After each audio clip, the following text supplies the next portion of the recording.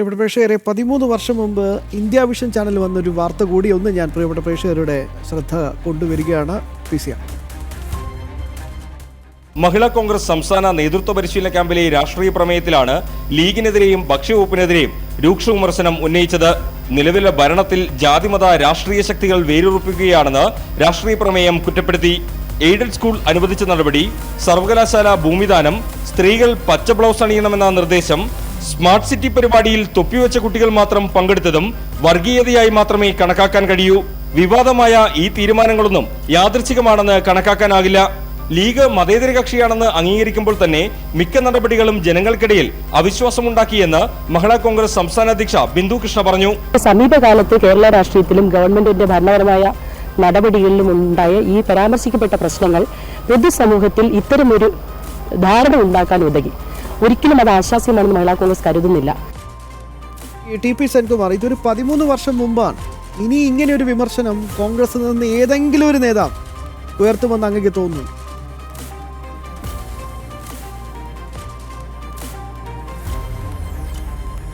തീർച്ചയായിട്ടും. കാരണം ഇനി അവർ പറയുന്നത് തത്തമ്മ പറയുന്നത് പോലെ ഏറ്റു പറയാനല്ലാതെ ഇവർക്ക് ഒന്നും പറ്റില്ല. അപ്പം അതുകൊണ്ട് ഇവർ ഏതെങ്കിലും വിധത്തിൽ ശരിയായ ഒരു കാര്യം ഇനി പറയാനായിട്ട് കേരളത്തിൽ, കാരണം കേരളത്തിൽ നിന്ന് അവർക്കൊരു പ്രത്യേകത കൂടിയുണ്ട്. അവരുടെ ഒരു ദേശീയ ഗാന്ധി കേരളത്തിൽ നിന്നാണ് തിരഞ്ഞെടുക്കപ്പെടേണ്ടത്. അപ്പോൾ അങ്ങനെ ഒരു തിരഞ്ഞെടുപ്പിൻ്റെ ഒരാളെ കൂടി ജയിപ്പിക്കേണ്ട ബാധ്യത കൂടി കേരളത്തിന് ഉണ്ടായിരിക്കെ തീർച്ചയായിട്ടും അത് പറയാനായിട്ട് ധൈര്യപ്പെടുകയേയില്ല. അപ്പോൾ ഇതിൽ നമ്മൾ മനസ്സിലാക്കേണ്ടത്, കോൺഗ്രസിനെ സംബന്ധിച്ചിടത്തോളം ഈ പറയുന്ന വെൽഫെയർ പാർട്ടി അതല്ലെങ്കിൽ അതുപോലെ ഉള്ള എല്ലാ വിഭാഗങ്ങളും ഇപ്പോൾ മതേതരമാകുന്നത് ആ ഭാഗത്ത് ഒത്തൊരുമിച്ച ഒരു വോട്ട് അവർക്ക് കിട്ടുമെന്നുള്ളത് കൊണ്ടാണ്. അത് ഉറപ്പ് ഉള്ളത് കൊണ്ട് അവരുടെ കൂടെ സഹായമില്ലാതെ കേരളത്തിൽ അധികാരത്തിൽ വരാനോ കേരളത്തിൽ എം.പിമാരെ ഉണ്ടാക്കാനോ സാധിക്കില്ല എന്നതുകൊണ്ട് അവരുടെ മതേതരത്വം അതനുസരിച്ച് മാറിക്കൊണ്ടിരിക്കുന്നു. അതെന്തിനാ പറയുന്നത്? ശ്രീ രാഹുൽ ഗാന്ധി തന്നെ പറഞ്ഞില്ലേ, കുറച്ച് നാൾ മുന്നേ, ഏകദേശം 2-3 ആഴ്ച മുമ്പാണ് പറഞ്ഞത്, ഇത് മുസ്ലിങ്ങൾക്ക് വേണ്ടിയാണ് ഈ പാർട്ടി നിൽക്കുന്നതെന്ന് അദ്ദേഹം പരസ്യമായിട്ട് പറഞ്ഞല്ലേ. അപ്പോൾ അതിൻ്റെ ഒരു കീഴ്ഘടകമായിട്ടുള്ള കോൺഗ്രസ്സിന് അതായത് നിലവാരത്തിലേ പ്രവർത്തിക്കാൻ സാധിക്കൂ. അപ്പോൾ നേരത്തെ രാംകുമാർ സാർ പറഞ്ഞതുപോലെ വളരെ ക്ലിയറായിട്ട് ഉള്ള കാര്യങ്ങൾ ഇത്രയാണ്. ഇവർക്ക് അഖിലേന്ത്യാ തലത്തിലോ ലോകതലത്തിലോ ഇപ്പോൾ മറ്റേതെങ്കിലും ആർക്കെങ്കിലും എന്തെങ്കിലും വിഷമമുണ്ടെങ്കിൽ അതിനൊന്നും ഒരു പ്രശ്നവും ഉണ്ടാക്കുന്ന കാര്യമില്ല എന്നുള്ളതാണ്. ഇപ്പോൾ തന്നെ നോക്കുക, ഇപ്പോൾ എത്ര പേരാണ് നൈജീരിയയിൽ കൊല്ലപ്പെട്ടത്? ഇവരാരെങ്കിലും എന്തെങ്കിലും പ്രശ്നം ഉണ്ടാക്കിയോ? എന്തെങ്കിലും ഒരു സ്റ്റേറ്റ്മെൻറ്റ് പറഞ്ഞു?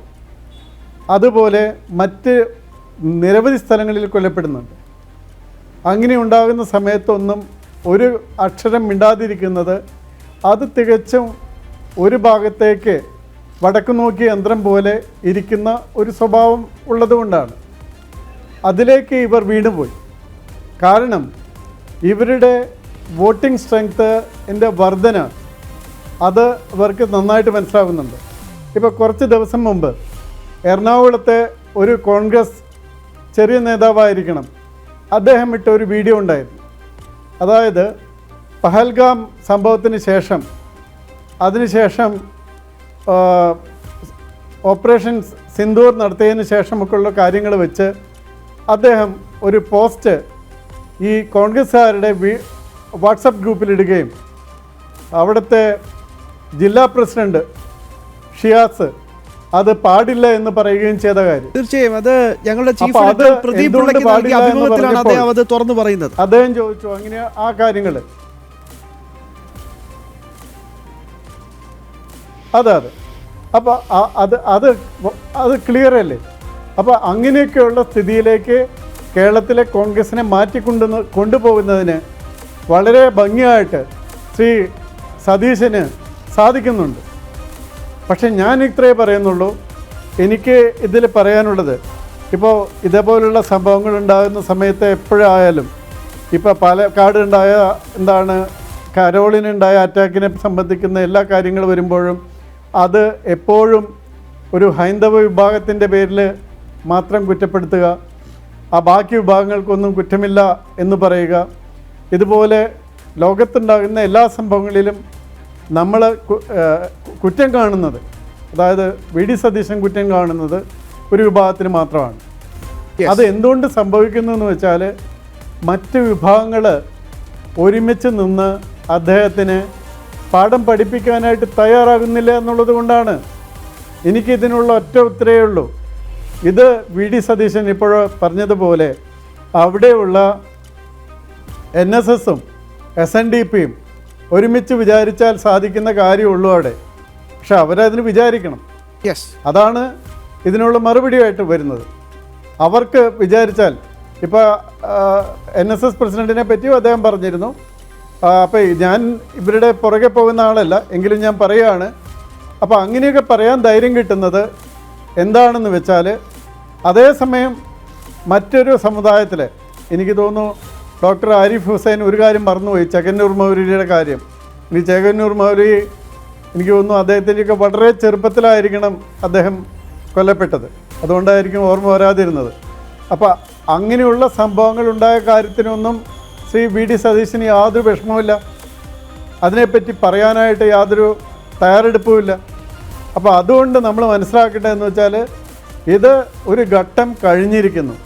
അതിനെ പിടിച്ചു നിർത്തണമെങ്കിൽ ആ മരുന്ന് തന്നെ തിരിച്ചു കൊടുത്താലേ പറ്റുള്ളൂ. കാരണം ഞാനിന്ന് മുരുക സംഗമത്തിൽ പങ്കെടുത്തുകൊണ്ട് വരികയാണ്. അപ്പോൾ അവിടുത്തെ മുരുകൻ്റെ വേലാണ് ആയുധം. ഒരു ജനാധിപത്യ രാജ്യത്തിലെ വേലെന്ന് പറയുന്നത് ഇതാണ്. ആ വേല് ഉപയോഗിക്കാനായിട്ട് നമ്മൾ തയ്യാറാകുക എന്നുള്ളതാണ് ഇതിനുള്ള മറുപടി. അത് എങ്ങനെ തയ്യാറാകണം എന്നുള്ളത് നമ്മൾ നിശ്ചയിക്കണം. അത് മാത്രമാണ് ഇതിനുള്ള മരുന്ന്. അതുകൊണ്ട് വാസ്തവത്തിൽ എനിക്കിതിൽ കൂടുതൽ സംസാരിക്കാനേ തോന്നുന്നില്ല. നമ്മൾ തയ്യാറാകുന്നില്ല, അതുകൊണ്ട് നമ്മുടെ കുതിരപ്പുറത്ത് കയറുന്ന പോലെ കയറിക്കൊണ്ടിരിക്കുന്നു. ഇതിനുള്ള മറുപടി കൊടുക്കുക. മറുപടി കൊടുത്തു കഴിഞ്ഞാൽ ശരിയായിട്ട് മനസ്സിലാകും. അപ്പോൾ അത് കൊടുക്കാനായിട്ട് കുറേ സ്ഥലങ്ങളിൽ നമ്മൾ ഞാൻ പറയുന്നത് എൻ്റെ സ്ട്രാറ്റജി അതാണ്. അതിലും ബെറ്റർ സ്ട്രാറ്റജി ഉണ്ടെങ്കിൽ പറയട്ടെ. അതാണ് എനിക്ക് പറയാനുള്ളത്.